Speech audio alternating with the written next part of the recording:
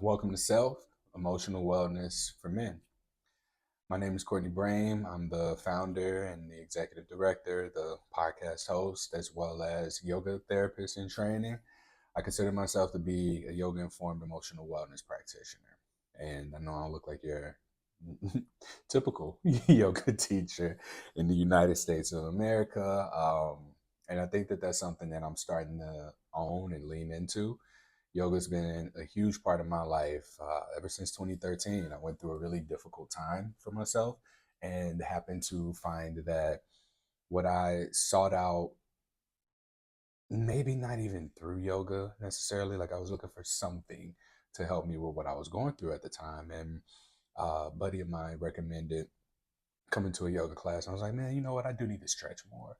And me getting into stretching turned into me learning how to breathe. It turned into me hearing ideas and philosophies. It turned into me uh, being still and listening to the thoughts that I was having.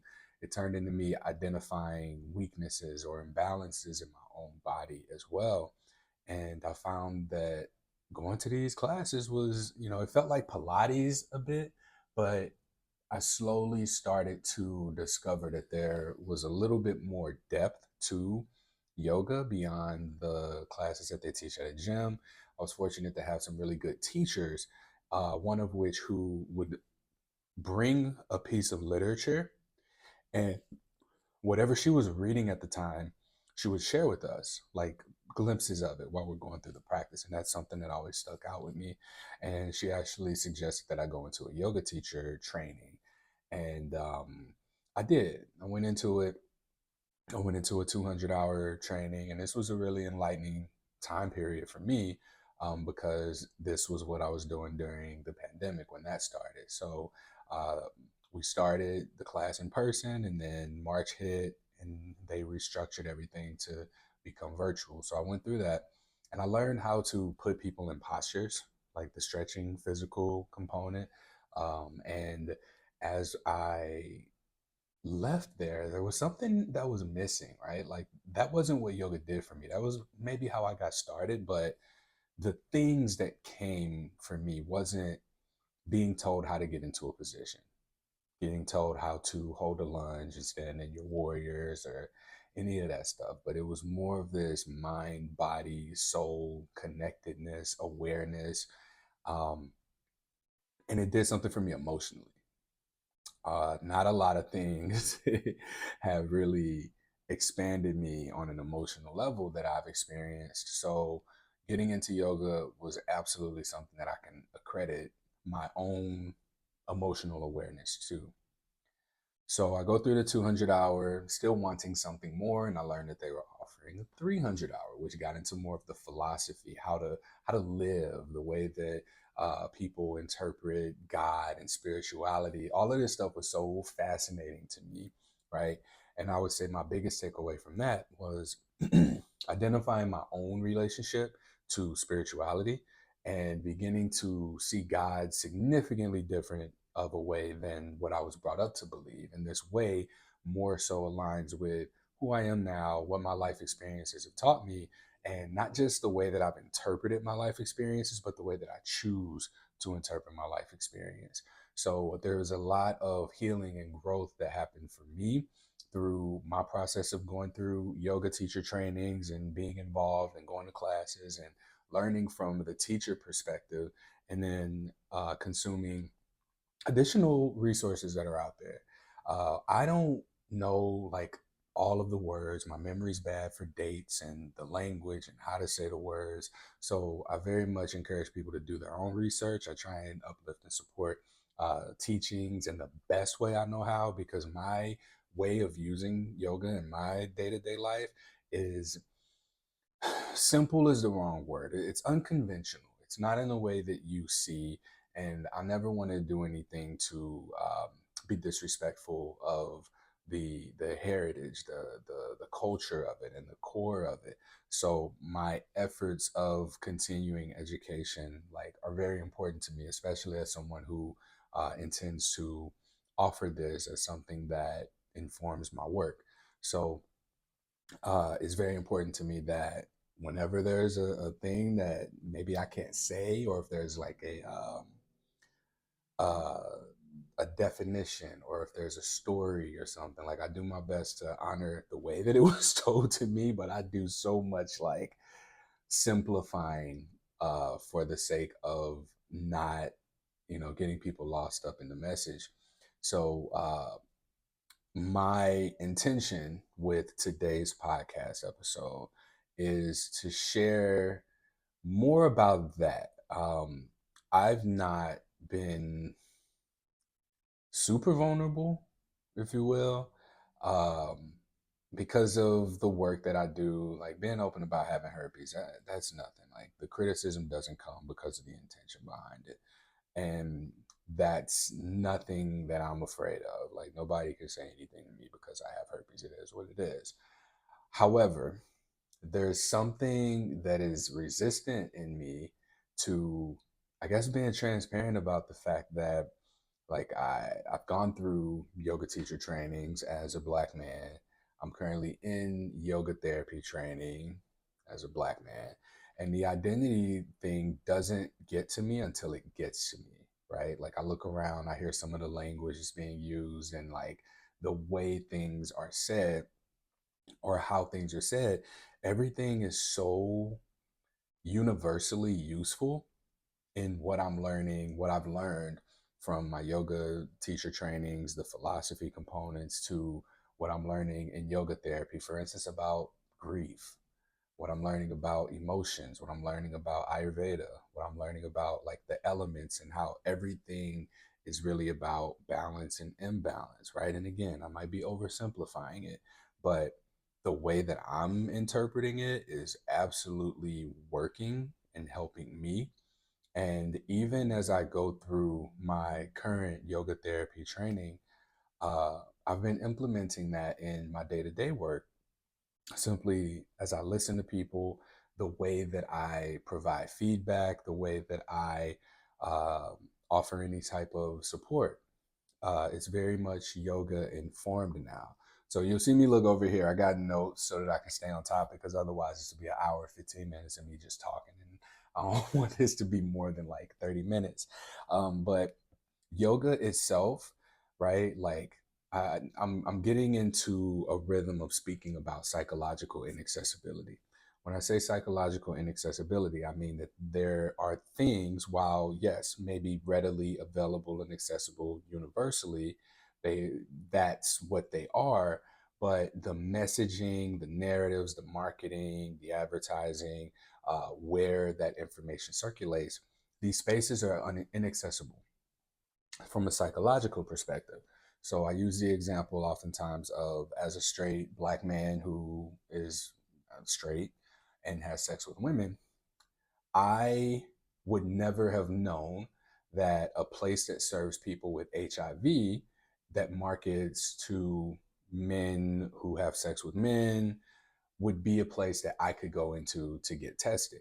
And along with that, get free condoms and lubricant and education and understanding of what sex acts may put me at risk for other things, right? So that's just the example that I use. But going into that, it became more psychologically accessible to me after it wasn't really an issue because I work in the field. But imagine if I didn't, right? So that would be inaccessible to me. So I kind of had that same thought process about yoga, at least in the way that in the United States, uh, it's access, right? So I went into it thinking that yoga was a Pilates class, right? Like when people talk about go to yoga class, like I don't want to do core and kick my legs and glute exercises. I don't want none of that. And that's what it felt like. It seemed like that. But when I got into it, I was like, oh, there's different types of these classes. And not all of them are called yoga, but also the people who taught it, none of them looked like me. Now, granted, there's the Black Yoga Teachers Association. There's a Yoga Alliance where you'll see different teachers, and there are people who are Black. Who there's a few men, and I'm learning as I go and talk about this and put things out there that there are other Black men using yoga in their advocacy, their activism, in their service work. Because I never wanted to just be somebody who was like, oh, yeah, come to my yoga class, it's $30. That just never really aligned with me. And even now, the way that I want to use it, like I think that it should be something that is of service. Not to say that like you call me at 10 p.m. like Courtney, you said you was doing yoga for free. No, that ain't how this work at all. So integrating what I'm learning through my yoga therapy program into the nonprofit work that I do, self emotional wellness for men. I'm finding that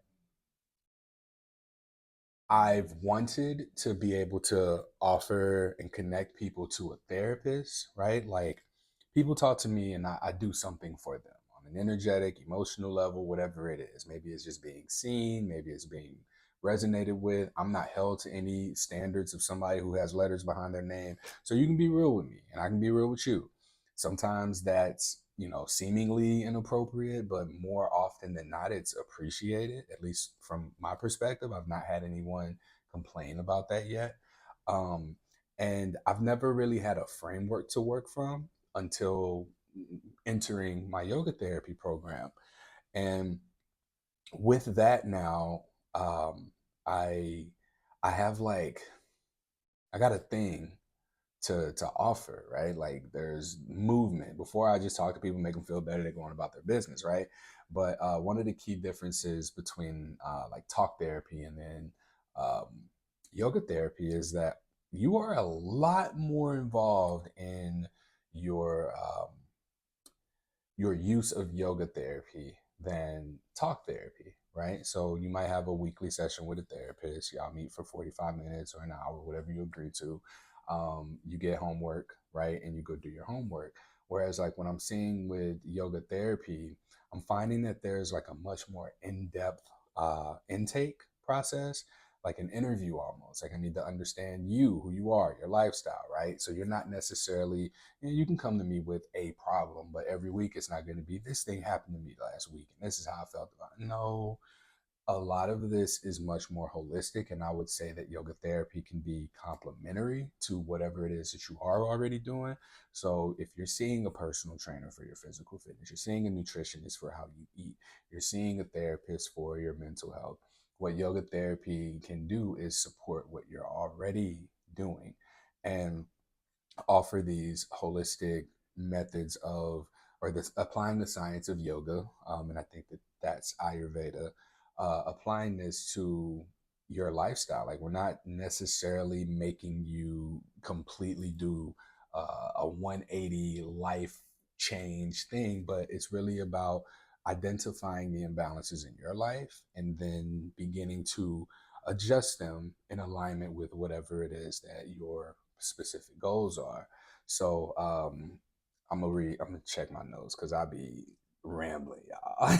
All right, so yoga therapy is really just that. It's holistic healing modality that integrates movement, breath, and mindfulness and meditation to support physical and emotional well-being. So you see how that goes with everything else. Now, the way that I think that this is most different from yoga is that it's not a class, right? Like I'm not telling everybody to do the things because even in a class, right? Like if there's 30 people in the class, I may walk around, I might demonstrate the poses, but each person has unique needs. Some people may need nothing. Some people might have been doing yoga for all their lives and they don't need to have any adjustments, right?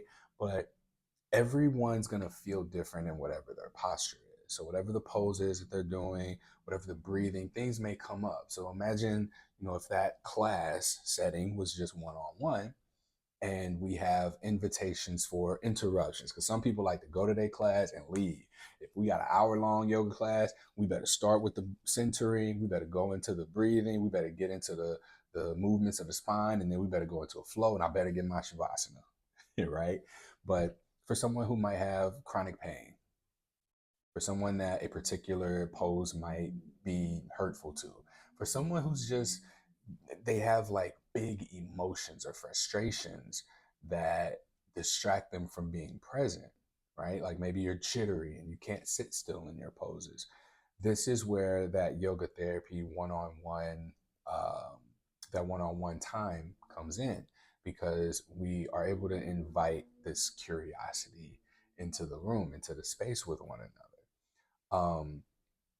Oh, the definition is different because it's tailored to the individual's needs and can support specific emotional, mental, and physical conditions, right? So I got some stats pulled up here. And according to research by Harvard Health, yoga has been shown to reduce symptoms of anxiety and depression by as much as 40% in certain populations. Now, I have no idea how they do these studies. It's a cool reference point. I would like to do my own study because I always wonder, right? Like psychological inaccessibility. This was a Harvard study. So, where did Harvard get these research participants? How many of them were men? How many of them were black? How many of them were black men, right? So, I would be curious to know if, based on the understanding of various health conditions of black men, as an example, such as high blood pressure, diabetes, high cholesterol, these are things that consistently come up. What would that number look like if we were to do some form of research? What are the statistics? What did that survey look like? What did that research look like? Like, I'm so curious because I believe that there's a huge potential for us to get more men, of course, into yoga, but also black men into yoga, and be able to see that this is something so much more than just what we see it represented as physically. Another one is the International Association of Yoga Therapists, IAYT, reports that yoga therapy improves self-regulation, helps with trauma recovery, and is highly effective for treating chronic stress. I'm sorry, not illnesses, chronic stress. And I mentioned earlier that it's very complementary to things like psychotherapy, um, because it creates more of a well-rounded approach to whatever your healing is. You can combine things to address different aspects of your life. But the way that I'm understanding it, when you start healing one thing, everything else cannot not be healed, right? And I'm not talking about a sense of like you paper cut and then heal, the wounds going away. What I mean is that process of healing, whatever that beginning looks like for you, the end outcome is not gonna, there might be a scar there, right? And what we're talking about here is being able to begin the healing process so that we can treat whatever the emotional wound is. Maybe you don't know what it is. Maybe you don't even think you have one. Maybe you don't have one. And maybe your focus is just maintaining what you have so that when or if a time comes where there needs to be some emotional regulation, there are skills, tools in place for you to be able to work through whatever it is that you're working through. Um, Speaking more to the emotional benefits of yoga therapy, right?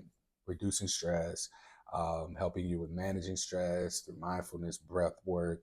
Um, the American Psychological Association talks about mindful practices like yoga helping with emotional regulation, anger management, and emotional release. So I'm currently going through, I read this book, Letting Go by David R. Hawkins, The Pathway to Surrender. The shortcut, simple version of what this book is about is it teaches you to identify, name, and then be able to release an emotion. So emotions are very powerful. If anyone here has ever watched anime, you see that a traumatic event often leads to a superhero origin story, and then an intense emotional response, right? Like Krillin getting killed by Frieza and then Goku going Super Saiyan, right? He powered up this person that we thought was the strongest who's getting his butt kicked. He experiences grief, and then he snaps into this, he releases this power, right? So very similarly, I believe that we all have this like superpower within us through our emotions that we might oftentimes keep repressed because we're not supposed to show emotion, or we're supposed to have them under control.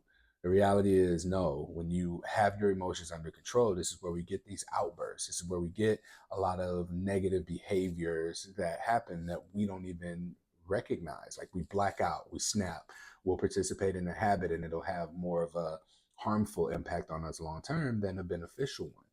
And one of the things that David R. Hawkins teaches is in acknowledging the emotion, like we give it the space for it to run its course. Emotions happen and they really just need to be allowed to happen, right? And we can look at what holding on to our emotions does for us, which is oftentimes more harm than good. So I have it's going to be 20 yoga classes on the Self website, which is getself.org/yoga, and you'll have access to those videos. It's free. Each class is roughly 35 to 45 minutes, and it's a restorative, slow flow, mostly. And yeah, it's a very restorative type of yoga. And I just talk through the emotions and give some examples from what David R. Hawkins shares in the book Letting Go, of what it looks like to experience those emotions, how to identify them, and then be able to go through the process of letting them go. All right. So um, that emotional release is what I am speaking of. And this is just, again, like I think that yoga should be something accessible and available to everybody. A lot of this seemingly hidden knowledge and ways of being are right here in front of our faces, but they're psychologically inaccessible. Psychologically inaccessible in this setting is all of the yoga studios that have been around me have been led by white women. You see white women in Lululemon going in and out of the yoga classes all the time. And, you know, I might be a little bit threatening or intimidating. And that's my own, stuff that I had thought up. But if yoga's for everybody, right? There's still some problematic people who may not make you feel like yoga is for everybody. However, that's not my responsibility. So in working up the nerve to really hone in on that yoga is for everybody, like I would go into these studios and I'd have some great classes, I had some great teachers, and then something just wasn't hitting right for me. So I had to do it on my own. I like it's been nice to be able to take that, and I see how my experience with yoga and meditation has improved the relationships that I have with my friends. It's improved my ability to communicate and identify my own emotions, and the more like I practice this work, the more practiced I become, right? So it is a part of my everyday life. Like everything that I do is informed from what I've learned in yoga, even if I'm not telling you, the in the words that are used as Sanskrit words, or the I don't like represent what you would think of. I don't know how to explain it, y'all. But yeah, this very much has been something supportive for me. And I hope to be able to just bring it in a way that is more accessible, because a lot of Black men may not go to yoga because of that. Like it doesn't feel safe, right? So I'm virtual, like I'm doing this virtually, and it's my mission, my efforts are to bring this into, maybe we can have like just, I don't like the idea of making something so inclusive that it excludes the people that it's meant for. So when I talk about this too, man, like I really think about my own identity as a Black man, and a lot of the messaging out there of things that are supposed to be for me or targeting me don't. There's a lot of things about me that, when you look at hip hop culture, when you look at the movies and what you see, who you see, when you look at the athletes, like the people who look like me, we don't live the same. Like our values aren't the same. And it feels oftentimes like there is no messaging for me. Being in therapy, even my therapist is a Black man. What he is a Black man, but we've not worked together for a while. um, there was something I think that I wanted from him that I wasn't able to get from him, and I very much like appreciate the therapy and everything that I've gotten out of it. I learned to I learned language to communicate uh, my thoughts and to be able to practice speaking freely without fear of judgment in a way that the thing that I guess I might have expected to happen didn't happen. Like for somebody to shame me or talk down on me or be hypercritical or judgmental towards me. He didn't do that. And that really did give me the confidence to more so lean into that more, or that something else that I needed, which was this emotional language and being able to identify and be able to be at peace with my emotions, right? And be able to set intentions and know what it is that I want out of life, and go for that, right? Like I tell people all the time, I want you to be able to come to me, get what you need, and leave. And that's a terrible business model.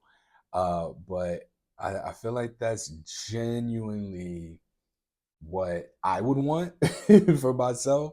I don't want nobody to depend on me for years and years. And granted, like there's nothing we can do about that if someone does depend on someone, something.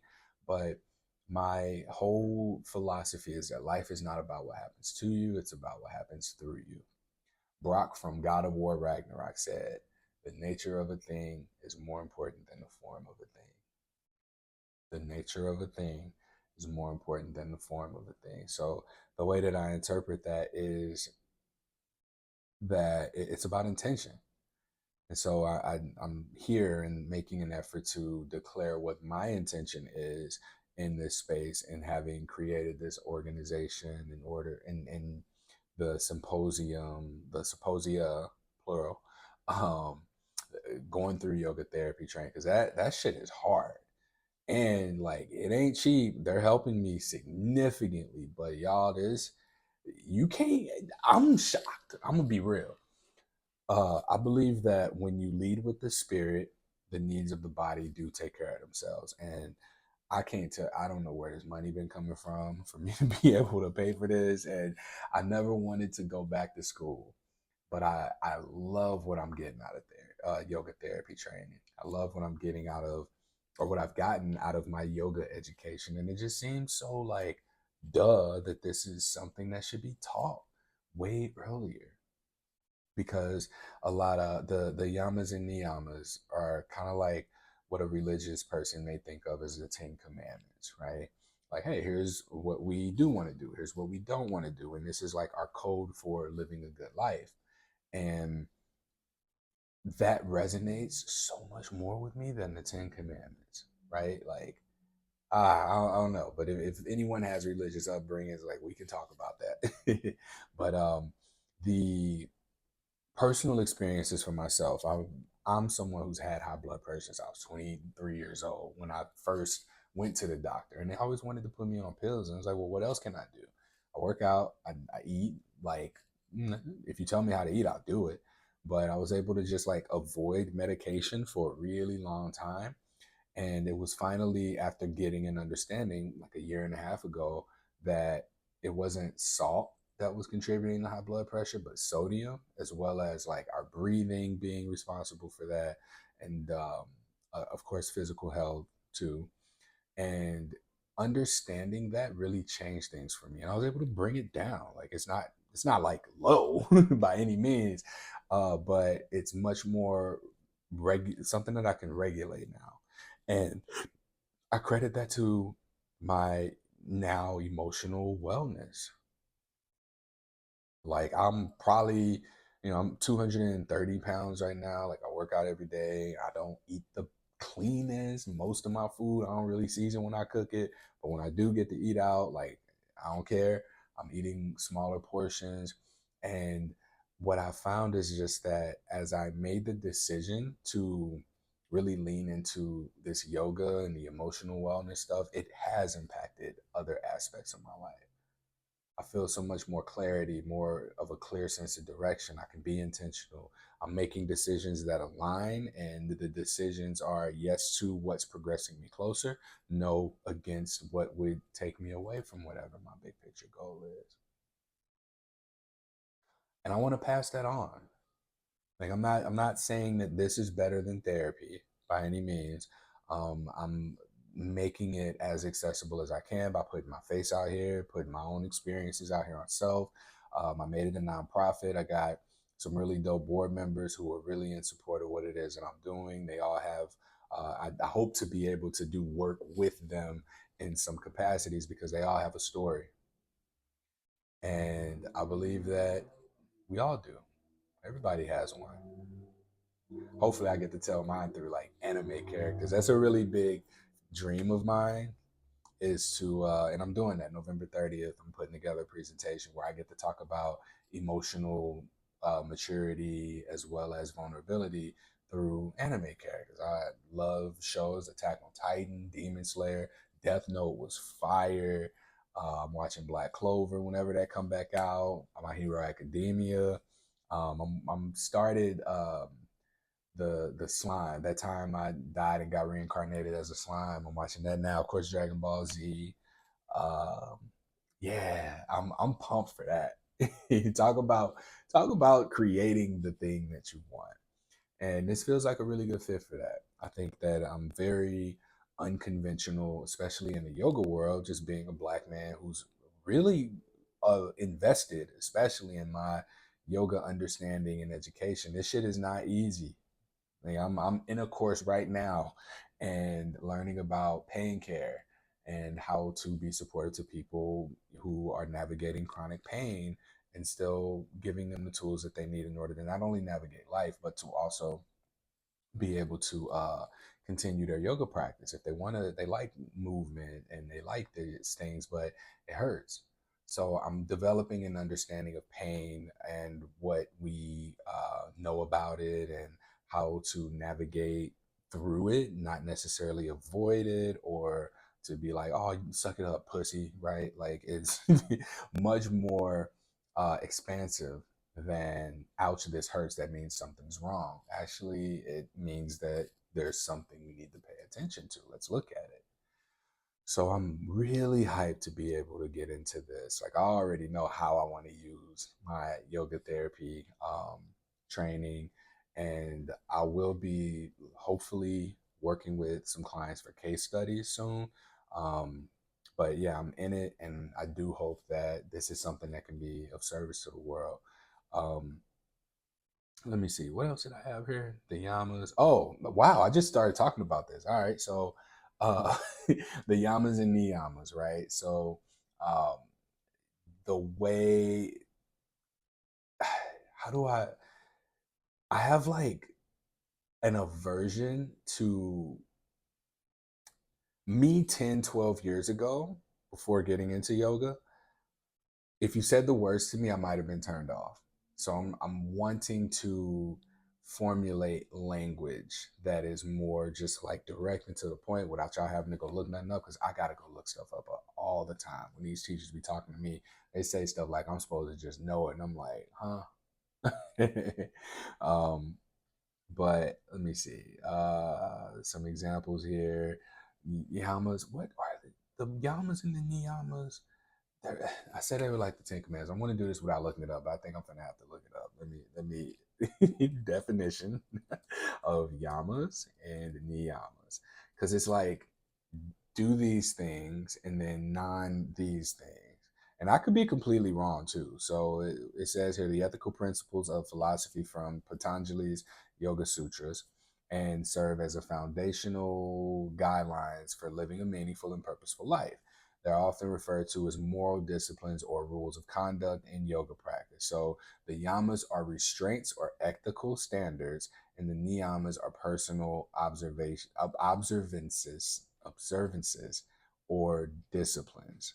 How these apply to yoga therapy. So the yamas and niyamas help guide not only your physical practice, but how I, as a practitioner, interact with both myself and the world.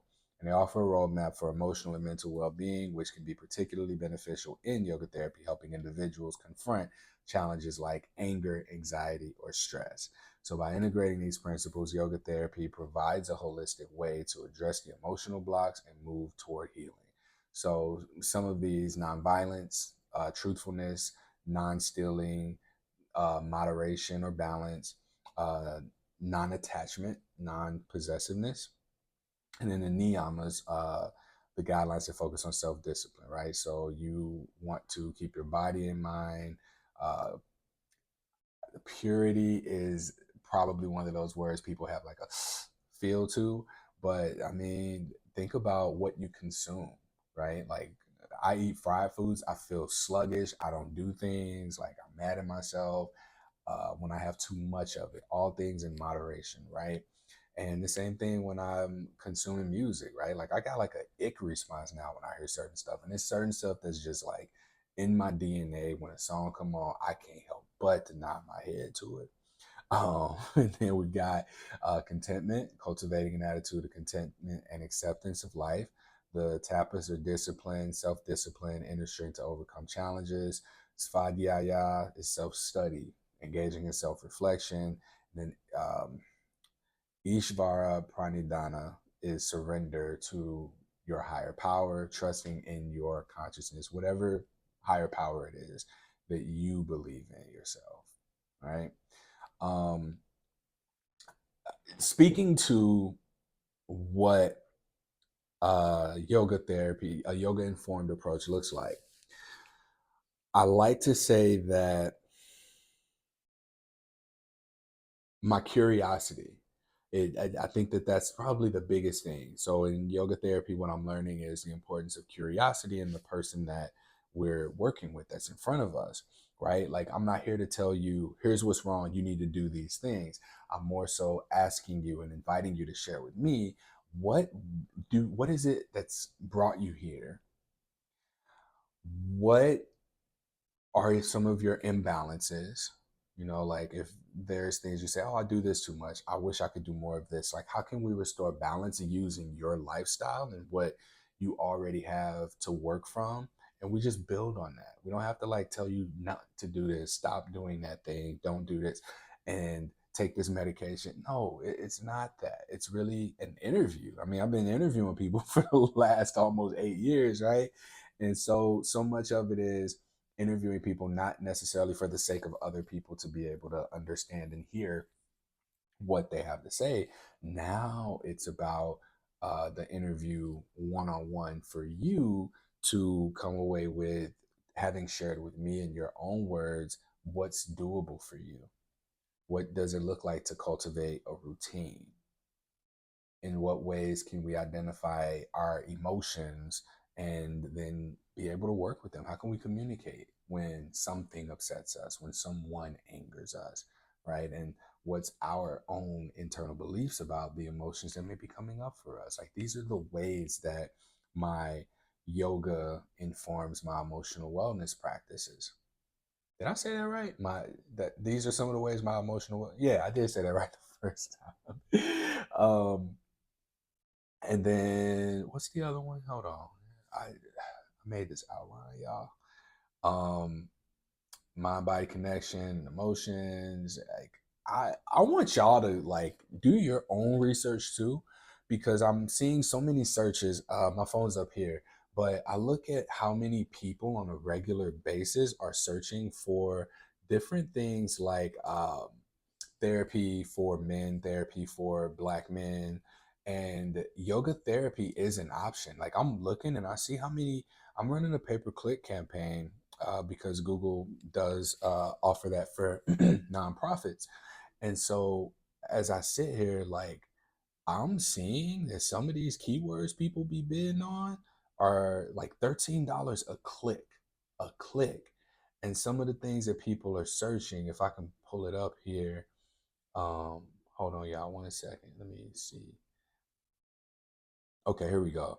Men's mental health, signs of depression in men, people looking for a mental health podcast, emotional wellness, emotional awareness, a podcast on emotional intelligence, right? Like, emotional intelligence, Daniel Goleman. Okay.